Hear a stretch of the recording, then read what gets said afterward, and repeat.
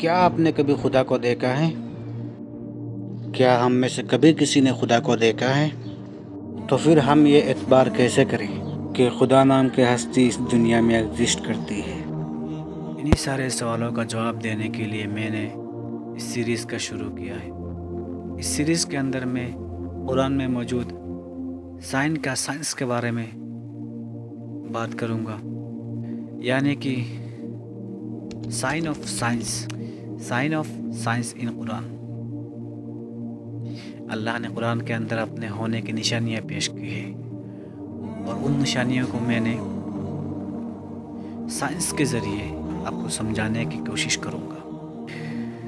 मैंने पिछली वीडियो में भी आपसे कहा था, मैं कोई उलामा नहीं हूँ, मैं कोई हाफिज़ कुरान नहीं, मैं एक स्टूडेंट हूँ, एक तलबा इल्म हूँ जिसने कुरान और साइंस का मुताला किया है। तो उससे मैंने दोनों को जुड़ा और ये समझने की कोशिश की कि किस किस तरीके से अल्लाह की हर निशानी एक बहुत बड़ा साइंस है, एक बहुत बड़ा नियामत है हमारे ऊपर। आज मैं बात करने वाला हूँ चैप्टर नंबर 57 आयत नंबर 25 सूरह अल हदीद की। हदीद का मतलब होता है आयरन, यानी कि लोहा। अल्लाह ने फरमाया,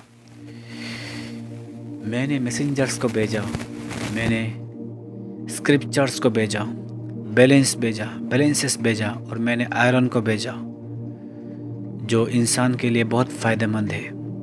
और भी बहुत सारे बातें हैं, लेकिन हमारा जो मेन पॉइंट है वो आयरन को लेके है। आज तुम मेरी किन किन नियामतों को जुटलाओगे। बहुत सोचने वाली बात है। कुरान के अंदर 114 सूरा है, उसके अंदर भी अल्लाह ताला ने आयरन का भी जिक्र किया और उसके बारे में कहा कि मैंने उसे भेजा है, मैंने उसे प्रोड्यूस किया है। ये नहीं कहा कि मैंने उसे क्रिएट किया है। ये वर्ड है कि मैंने उसे भेजा है। जो हमारे लिए फ़ायदेमंद है वो अल्लाह ने हमारे लिए भेजा है। आयरन की फ़ायदा क्या है, आयरन की फजीलत क्या है? आयरन हमारे लिए बहुत इम्पोर्टेंट है क्योंकि आयरन ब्लड में पाया जाता है और ब्लड के अंदर ऑक्सीजन को इधर से उधर ले जाने का काम आयरन ही करता है। यानी बिना आयरन के हम जिंदा नहीं रह सकते। आपने भी सुना होगा डॉक्टर्स के मुंह से कि आपको आयरन की कमी हो रही है, हीमोग्लोबिन की कमी हो रही है, आयरन के टेबलेट्स लीजिए तभी आप ठीक रहेंगे, वरना आपको दिक्कत होगी। आयरन इंसानी ज़िंदगी के लिए एक सबसे अहम एलिमेंट है। टेक्नोलॉजी कितनी भी बदल जाए, लेकिन बिना आयरन के हमारी टेक्नोलॉजी अधूरी है। आयरन का इस्तेमाल हर जगह होता है। अब सवाल उठता है कि आयरन की जिक्र क्यों है, अल्लाह ने क्यों किया? अगर आप पीरियोडिक टेबल देखें या साइंस का स्टूडेंट है तो आप ये जानते होंगे कि ज़मीन के अंदर 92 नेचुरल एलिमेंट्स पाए जाते हैं। कुछ किताबों में 98 का भी जिक्र है। आप बस इतना समझ लीजिए कि 90 से ज़्यादा एलिमेंट्स अर्थ क्रस्ट में पाए जाते हैं, अर्थ के नीचे पाई जाती है, ज़मीन के नीचे पाई जाती है। लेकिन ये एलिमेंट्स आए कहाँ से? साइंस कहती है कि किसी भी एलिमेंट को बनाने के लिए बहुत हाई टेम्परेचर और हाई प्रेशर की ज़रूरत होती है। लेकिन ज़मीन का प्रेशर और टेम्परेचर इतना नहीं है कि ये एलिमेंट यहाँ बने।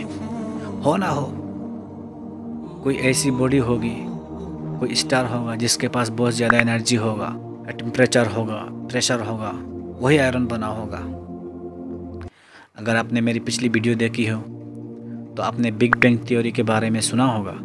अगर नहीं देखी तो मैं गुजारिश करूँगा कि आप उसे ज़रूर देखें ताकि आपको मेरी आगे की बात और बेहतर समझ आए।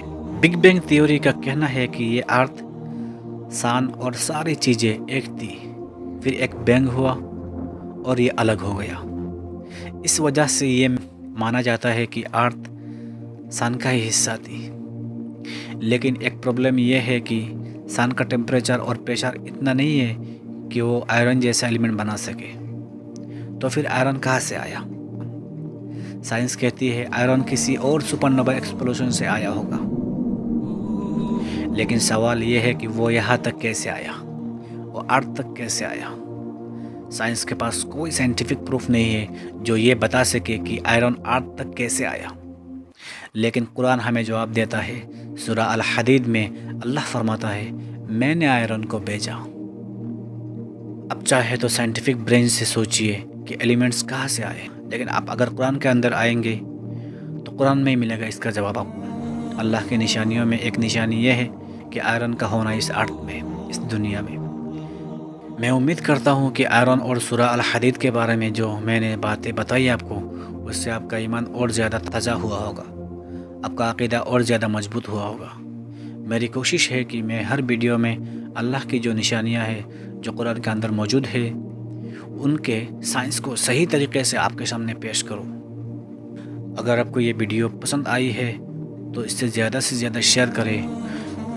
वो लोग जो साइंस के बारे में पढ़ते हैं, साइंस के बारे में जानते हैं, उन तक ये ज़रूर पहुंचाना ताकि उनका अक़ीदा और मजबूत हो सके, उनका ईमान और भी ताज़ा हो सके।